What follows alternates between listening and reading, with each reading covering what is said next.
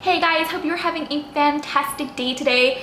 Today joining me, I have Sarah from Abundantly Minimal. Hi guys. And we're going to be sharing with you guys our top 10 decluttering secrets. Lucky you guys. I know, right? So yeah, we're going to have the first 5 or second 5, however you want to view this, on my channel, and then the other 5 on Sarah's.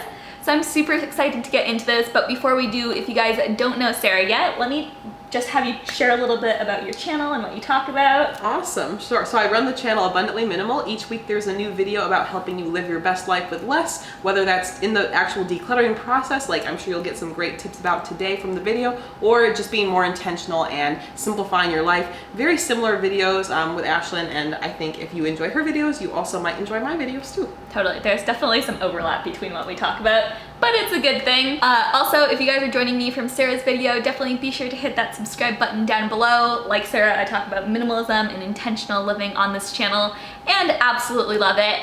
But with that kind of out of the way, that being said, let's go ahead and jump right into these decluttering secrets. And the first one is to forget how much it costs when you bought it. And this is so important because decluttering expensive items can be one of the hardest things that we have in our lives to declutter. And it's hard when you've invested a lot of money in something, you've really either saved up to buy it or you just invested a lot in it, and it's difficult to let go of those items because we remember how much work and effort and time and money went into that item. So it's really hard to let go of those items, but it's so important that when we're trying to declutter, that we're able to, I guess, just forget how much it costs and be willing to let go of an item that's not serving us, that we don't love, or that's not bringing us value, regardless of how much it cost. Absolutely, yeah. Financial guilt is a real thing and it can be very painful. I know as someone who tries to be pretty frugal, it's really tough to basically, when you declutter, you're acknowledging, I did not get my money's worth out of this item. Totally. But the thing is, whatever the item is, if it just continues to sit around your space unused, it's not making it better. It's not getting value. It's only getting value if it's used, and if it's not something you plan on ever using, there's no point in holding on to it. And perhaps depending on the item, how nice it is, maybe there are options that you could sell it and get a little bit of the money back, or even just thinking, you know, it's not meant for me, but I can pass it on to someone else who might actually get value out of it, and then at least I feel better not knowing it's here not being used. Totally. I think that's so important, is that we remember that mistakes are just a part of being human. Sometimes you pay for something that's too expensive for you, you don't use it, don't get value from it, and you do need to let it go. But instead of kind of getting down on yourself about, having guilt about decluttering the item, really just recognize it for what it is, a mistake, and be willing to learn from it and just move on. Yeah, a very valuable lesson. For sure. The next secret is to make it fun. A lot of times we might view decluttering as more of a stressful process, but that's not going to make it enjoyable and something you want to keep doing. So if you can maybe add some sort of game element, whether you are trying to kind of compete with another family member or friend to see who can declutter more. Maybe you break it down and do the decluttering game where you declutter a certain number of items each day. Maybe you just have some fun, play music while you're doing it. And I know one thing that I even did with a couple of my minimalism course students recently, we did a scavenger hunt. So I put out to get a list of items to try to find if they had things that they didn't want anymore. Yeah. And they said that was really fun too. So there are definitely options here for ways you can have it be a lot more fun and an enjoyable process, and rather than a to-do list task. I love the scavenger hunt idea, and then I know I've played the 30-day minimalism game personally, where you're getting rid of, it's about 500 items over the course of a month. That's a lot, yeah. And it's this, the fact that you're doing this challenge really makes you a lot more inspired to actually go through and evaluate and declutter items. And it really just helps you to build momentum too, whether it's a game or any way that you can make decluttering more fun.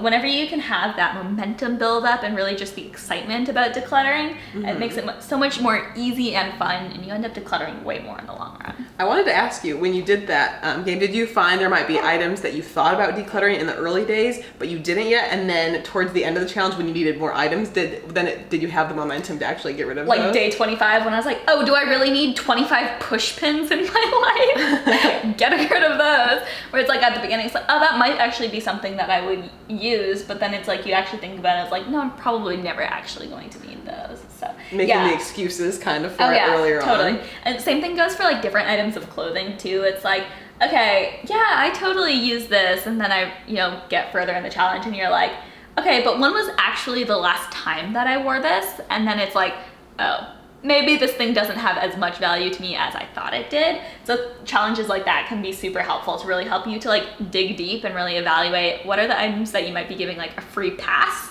For sure. And just kind of like, sitting there, not being used and not being decluttered. Absolutely. Okay, so my next tip kind of goes along a little bit with what we were just talking about, and it's to start with the easy things and go ahead and declutter the harder things last. And this was something that I personally did, and I found it incredibly helpful. And so I would really just suggest starting off with things like your purse or your car, things that aren't going to have a lot of sentimental items in it, which are the hardest things to declutter by a long shot. But also just spaces that are pretty well contained in themselves and that are just kind of practically speaking easy to declutter. And then you're able to build up that decluttering muscle and gradually get into decluttering harder and harder things. So maybe you start with your purse one day, your car the next, then maybe you do your makeup, and then you do your kitchen, and then your closet, and you can just like build this momentum and go from the easier, smaller spaces to the bigger, more difficult spaces. And then I suggest ending with the sentimental items because those ones are definitely the hardest. But by like being able to start easy and end with the hard things, you're able to build up so much momentum that you're just able to get into the swing of decluttering. Especially if you're starting for the first time, it's just so tremendously helpful to really be able to go through your space in a way that's digestible and that's not going to overwhelm you. The digestible is a good way to think about it. One thing that's really beneficial about the strategy is that after you have decluttered this smaller space, even if it's something like a drawer or cabinet, you can start benefiting from that. So even if it is like your bathroom or a certain area in one of your rooms or your car, you can immediately start to feel a lot better when you're in that space, and that further justifies what the importance is of the journey to be simplifying and actually, living a more minimal, meaningful life. Totally. I feel like as Americans, we're all about that instant gratification, as much as we may not want to be, but being able to have that immediate payoff when you declutter your purse and you're like, oh, I can find what I'm looking for now. True. It really makes a difference, and it totally motivates you to continue that decluttering process. Absolutely. Secret number 4 is to really visualize what the end result is. I think it's very easy to really get sucked in to the item and like the story behind the item and the what ifs of an item. But when we actually really reflect in my dream space, like when I visualize what I truly want in life or what I truly want in my space, is this item there? Is it part of that visualization? And oftentimes if it's just a random object, it's probably not. Yeah.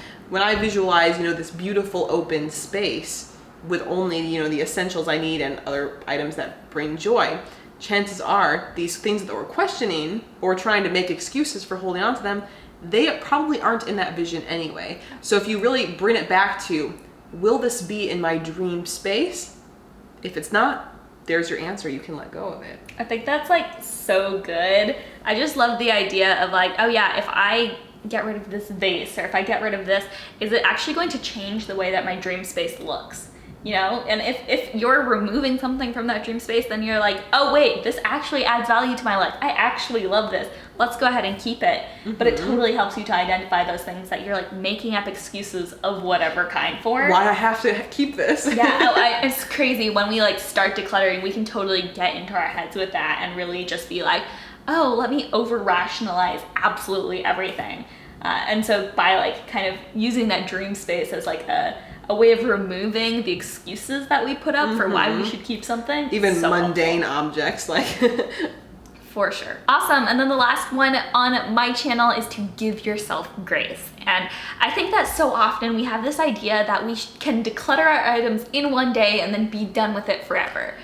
Which is obviously totally wrong.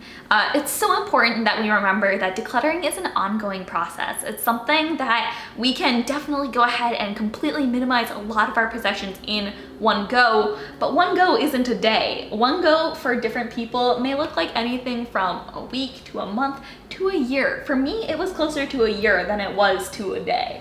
It was probably a solid 9 months, I'd say, before I had fully decluttered my possessions. And even to this day, I still am finding things that while they may at one time have added value to my life, I may have loved them, they simply don't anymore. And so it's important that I continue to evaluate those things. And so really just being able to kind of take away the expectations for what we think that decluttering should look like is so big and has just really tremendously helped me personally. Yeah, don't be too hard on yourself. You know, it's a journey. We're gonna make mistakes along the way. We're going to maybe struggle with certain items at one point, but then later on in life, you realize that you have more clarity on it. And that's just really exciting when you get to that point, and to allow yourself to have those discoveries as you go. And I know you were saying it took like maybe 9 months or a year. I think it honestly took me a lot longer. On my channel, I don't know if any of you have ever seen like my hoarder footage. Definitely not my proudest video. It was bad. It was bad. And you know, being young, there's not even as much excuse for why it's so bad. But to think like it takes time, and you can start to, you know, be really proud of your accomplishments, even like with each item you declutter. Totally. And that's so huge. Is like everybody's story is different. Everyone's path, everyone's journey is different. The fact that you're trying to simplify your life is incredible, and don't be too hard on yourself. Really just allow yourself to take things at your own pace. Declutter in a way that works best for you. Take some of these hacks that resonate with you, leave the ones that don't. But really just figure out what's going to work for you in your lifestyle and in your unique situation. And don't be hard on yourself, and really just give yourself grace to do things in the way that's best for you. Beautifully said. Awesome. Well, those are our 5 decluttering secrets, at least the 5 that I'm going to be sharing on this channel. And then there's going to be 5 more on Sarah's channel, so definitely be sure to check that out. After you finished up this video, I'll have that linked up in the description box below. But thank you guys so much for watching. I hope that this video inspired you to really go ahead and simplify your space and whatever your decluttering journey looks like. I hope that these decluttering secrets will help you out along the way. I think that's everything that we have for today's video though. Like I mentioned before, definitely be sure to subscribe to my channel if you have not already. And also be sure to check out Sarah's video right after this. That's everything that we have for you today though, guys. Thank you so much for watching this video. Love you all so much, and see you in the next one. Bye. Guys.